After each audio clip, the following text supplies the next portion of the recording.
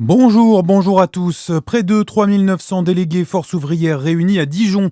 Ouverture de la saison des grands congrès syndicaux aujourd'hui pour la 3e centrale de France. Au programme notamment des débats sur le futur du secrétaire général Frédéric Souillot, élu en 2022, seul candidat à sa réélection pour 2026-2030. Cécile Colère et Jacques Paris, militants FO et récemment libérés après 4 années de détention en Iran, sont notamment attendus.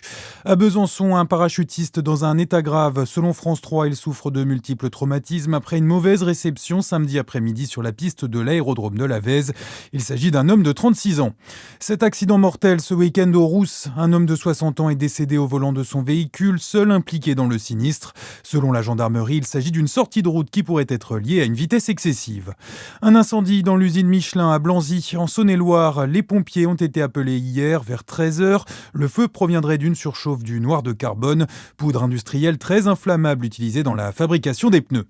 Dans l'actualité internationale, le cessez-le-feu entre l'Iran et les États-Unis a du plomb dans l'aile. La situation dans le détroit d'Ormuz s'est largement tendue ce week-end, avec notamment Colin Martin, une intervention américaine contre un navire iranien. Oui, un destroyer américain a tiré sur un cargo iranien qui tentait de forcer le blocus. Des faits qui se sont déroulés hier selon Donald Trump.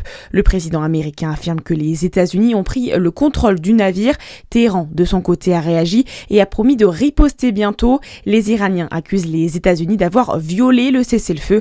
L'Iran qui aurait également attaqué plusieurs navires samedi et notamment un bâtiment français selon les informations dévoilées par Donald Trump.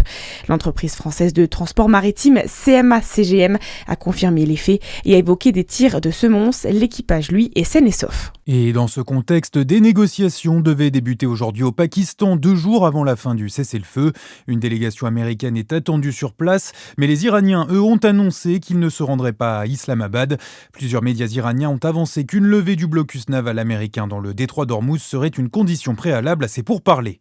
Conséquence du conflit qui dure, les cours du pétrole se sont envolés cette nuit. Le prix du baril de Brent a ainsi augmenté de près de 7% et a dépassé les $96. Le gouvernement, lui, exhorte une nouvelle fois les distributeurs à baisser les prix du carburant. Appel lancé alors que le ministre de l'économie Roland Lescure doit faire un point aujourd'hui avec les acteurs de la filière.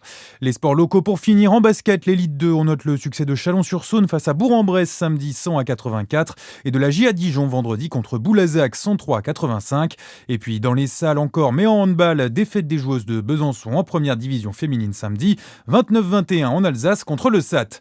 Du côté du handball masculin à Besançon, toujours victoire impérative demain pour les Byzantins à Ivry s'ils veulent continuer à rêver des playoffs. Voilà pour l'essentiel de l'actualité. À suivre, votre météo sur Fréquence Plus.